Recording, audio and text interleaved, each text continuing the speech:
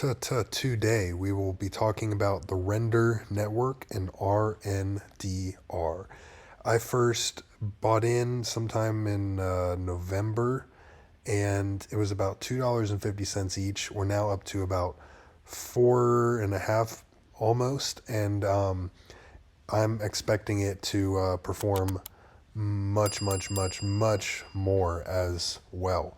And today I want to talk more about who is involved with render itself and who is working with render as well. I have talked about Apple probably a couple of times now, but there are a number of others. So we have Richard Karras on the advisory board, who is the VP of Nvidia Omniverse. JJ Abrams, who is the director of the new, I can't say STs, especially if I'm sick. Uh, Brendan Eich, who is the creator of JavaScript. Ari Emanuel, CEO of EGH and the owner of the UFC. You have Eric Schmidt, who's the ex-CEO of Google. Jenzu Scott, who is a chairwoman of the World Economic Forum, and Beeple, top three most valuable living artists at this point in time. They are connected with very large people, not only in the more entertainment end of the economy, but in the technological ones as well. So as far as who is actually working with render right now, and this was actually put out in June, so they have expanded even more because that was about 5 months ago at this point in time. So first we have D- Disney. Otoy joined in 2016 to realize their holographic content platform, and Otoy also joined Samsung and LG, who are creating advanced holographic systems.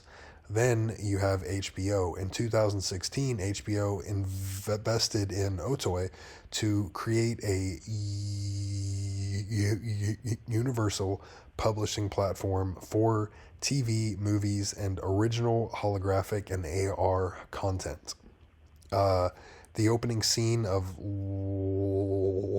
Last of Us on HBO was also rendered in Octane.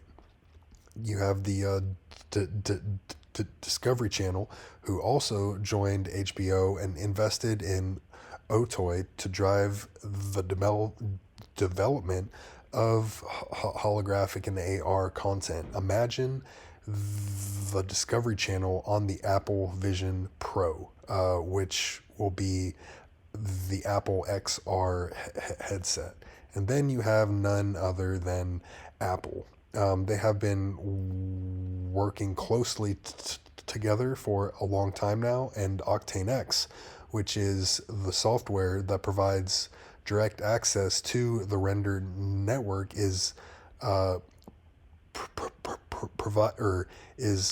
designed to support new M1 and M2 iPads. Then you have Nvidia, which is absolutely massive, and I will talk much more about this at another point in time. But Jules Erbach, who is the founder of Render, has a close relationship with Jensen Huang, who is the CEO of Nvidia and has participated in multiple events. Then you have Google, who launched their own GPU nodes on the render network. Then you have Microsoft, who also added their own GPU nodes to the render network as well. Paramount Pictures, which is the fifth oldest film producer in the world, was the first major producer to use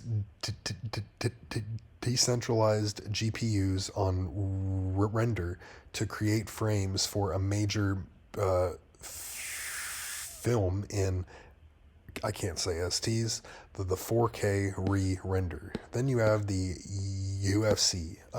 So Ari Emanuel, the CEO of EGH, who owns UFC, is an advisor to the Render network, and he is driving media to go through the Render token network.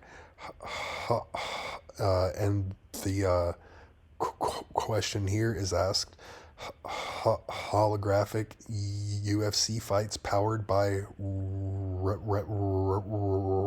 render, which that goes in line with the WWE as well, who is owned by EGH. Here is what Ari said after he talked to Jules. A month after meeting him, I offered him $1 million. That was in 2017. So they are very well connected, and they have been for a very long